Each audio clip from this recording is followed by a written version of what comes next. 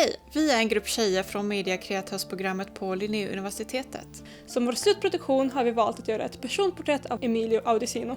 Emilio har undervisat oss i filmvetenskap och det som särskiljer honom som lärare är hans djupa passion för ämnet och hans genuina engagemang i sitt lärarskap.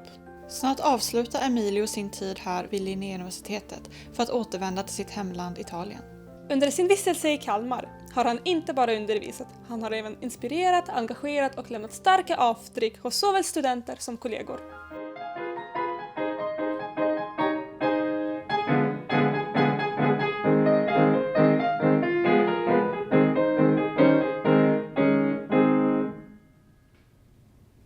Ett ord som man kan beskriva Emilio med är kulturbärare. Hela hans liv har präglats av film och musik i alla dess former. Från barndomen när han satt i sin gammelfarbrors biograf och sina tonår när han skapade sina egna filmer. Till att lära ut om filmvetenskap för studenter runt om i världen. Allt detta tog sin början i en liten stad i Italien. Där växte Emilio upp tillsammans med hans mamma, pappa och lillasyster. My hometown, well, it's not a big place. I would say the same size as Kalmar, so I think we're around 50,000 inhabitants. Like Kalmar, it's by the sea, so it's in the northwest of Italy. The region is called Liguria. It's like an arc by the sea. And my hometown is west of that region, very close to the French border. So it's like Kalmar, it's a very lively tourist place during the summer, and we're pretty dead during the winter. It's a nice place to be a tourist or a pensioner.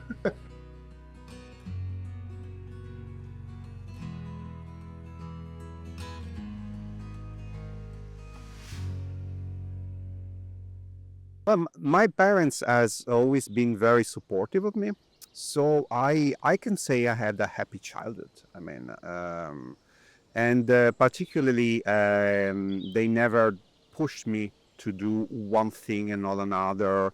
And so, you know, when your kid said, "Oh, I want to be a film director," as a parent, you might be worried, why not a bank job, you know, something.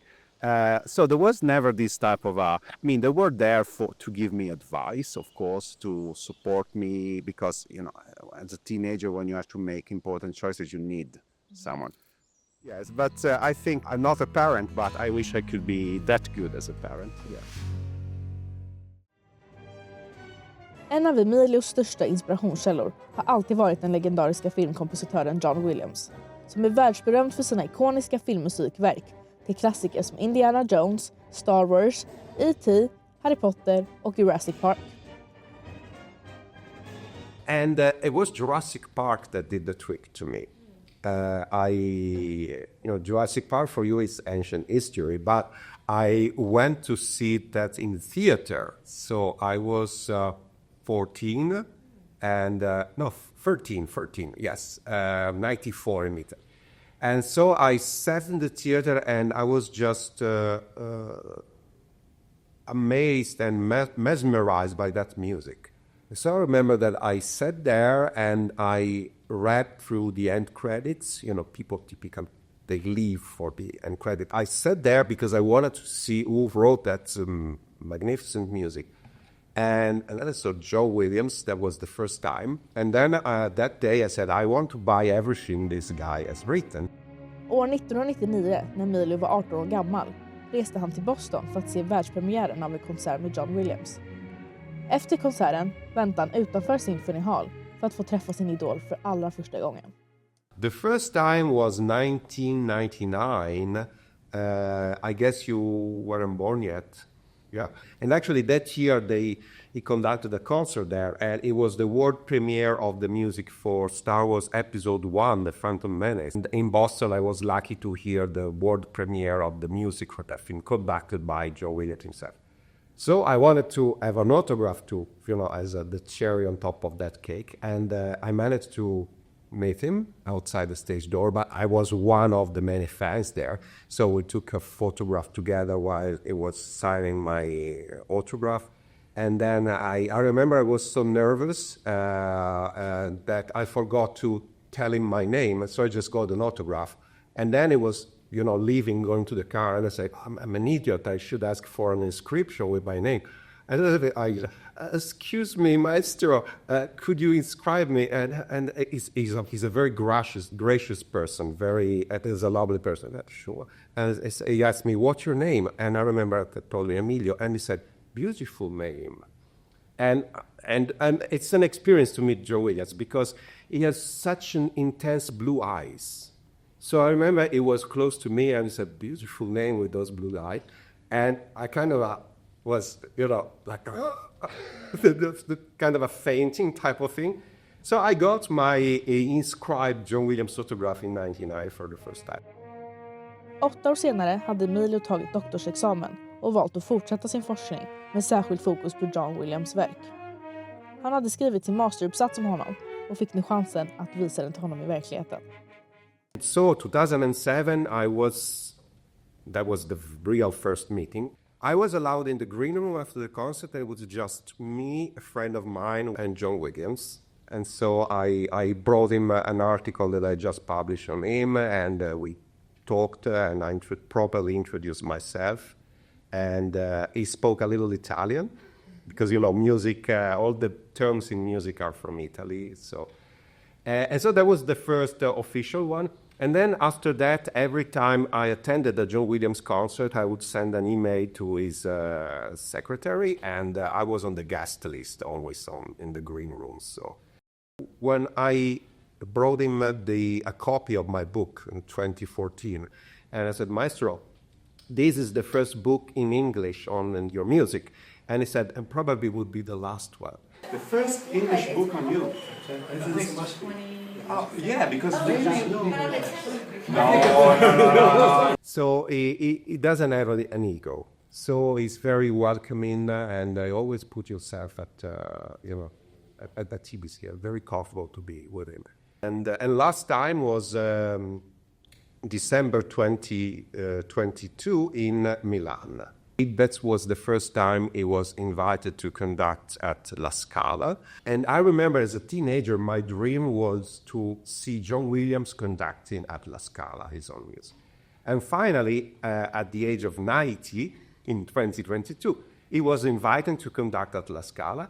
And for me, that was a dream experience because I was involved in the whole event because they asked me to write the booklet for the concert. You know that when you go there, they give you a little booklet with the explanation of the pieces. I wrote the booklet for La Scala. And then they gave an open rehearsal, and they decided to open that to the under 30 audience. And so there was this house packed of young people, and I gave an introduction to that open rehearsal. Un altro contenuto storico. John Williams che debutta in Italia e John Williams, come sapete, è uno dei più grandi compositori sempre di musica per film. And also I got to attend the concert from the backstage. So basically I was on stage in the wing where John Williams was. So when John Williams was going on and off the stage, he walked past me and we were backstage together. So I was part of the team in a way.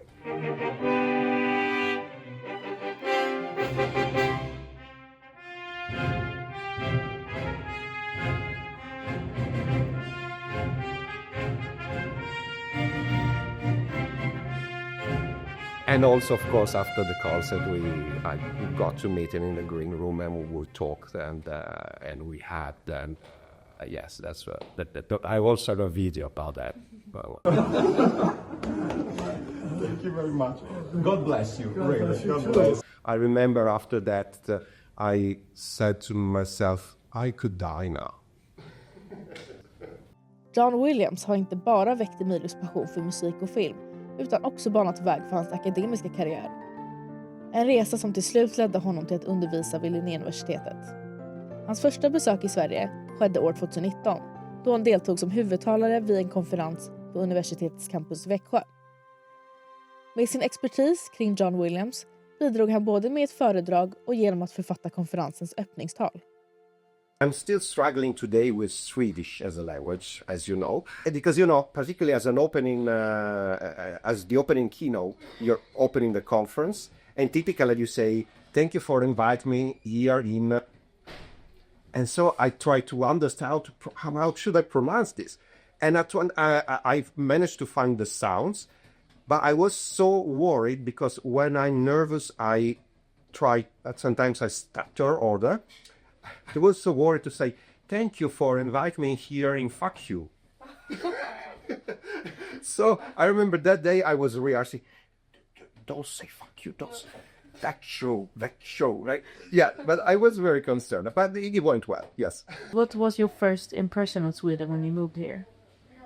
A very quiet and spacious place. There is, and I like that very much. You know, the people are not amassed one on top of the other. It's not crowded, which often is in Italy.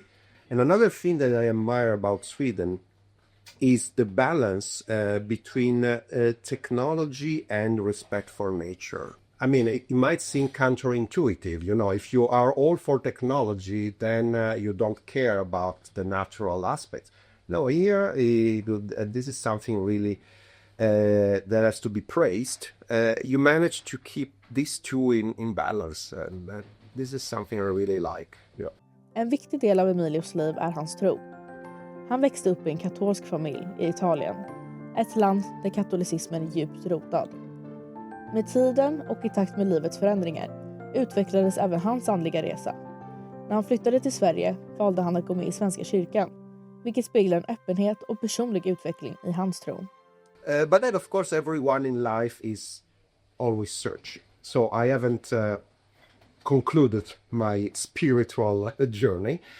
I began that in Italy as a Catholic, but I never was comfortable in the Catholic Church because there are so much exteriority, so much rituals, and I like to think that religion is more an intimate thing. It's the relationship between you and God, mediated by Christ, but that's all.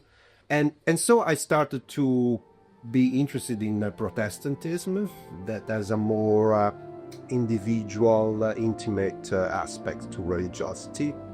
They cut away all these exterior manifestation and so on. And so when I moved here, I decided to join the Svenska kyrkan, and I'm more in line at the moment with that type of thought. Tyvärr så lämnar Emilio nu Kalmar för att återvända till Italien. Den främsta anledningen till hans avresa är de svåra reseförbindelserna till och från Kalmar, vilket har gjort det svårt för honom att besöka sin familj. Typically you have to factor in one day to go and one day to come back, because you have to go from here to the airport and it takes 4 hours basically if the trains work, and I typically can go back to Italy only twice a year, summer and Christmas, and every time I go again it's one day to go, one day to come back. So after 4 years this has become quite tiring, yes. And also actually I never really taught in Italian. I did most of my teaching in English, and so at one point I thought it would be interesting, good to, teach in my own native language at one point. So I'm moving to another university, and also I'm going to focus more on film history properly. So now that I'm leaving, I'm really going to miss the college. So that's the thing I'm really going to miss about this work, the people, because everyone is so nice, yes. And so it was a very good experience to get to know all these people, yeah. If you could give yourself, when you were 20 years old, an advice, what would it be? Have more fun, yes. Because life is goes very quick. So actually, sometimes I say, oh, wow, I'm this old already, what happened, And so in my 20s, when I was 20, I was very concerned about what I'm going to do next, yes, it's good to plan, but worrying a lot, it's not helping you actually. So yes, plan but have more fun. För att visa vår tacksamhet så bad vi hans kollegor och elever att säga någonting fint om honom. The volume is all the way up. And you can just press it whenever you want. Okay. Buongiorno Emilio. Nu bryter jag fjärde väggen och pratar med dig där inne i kameran. Jag tänker så här, Emilio är typ en person som man bara träffar en gång i livet på något vis. Med stil, med karaktär och till och med kultur. Kappor med så här och hatt, det är fan fint. Riktigt sån här mysterious detektiv typ. Like it looked like you had fun when teaching it, and that really made us want to listen. Your personality made the entire class so much more comfortable. Vi tycker det är så fint hur han är så engagerad i det han gör.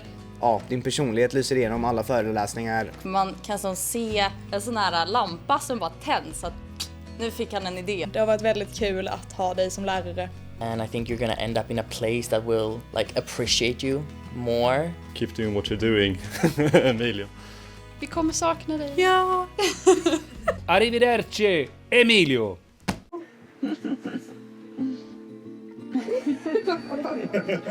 What to say? Thank you. It was so sweet. I didn't expect this. I know so many people you managed to involve. Yep. Wow. I'm really moved. Yeah. No, but really, thank you very much. It was the most beautiful parting gift. Yeah. I don't want to leave now. We don't want you to leave.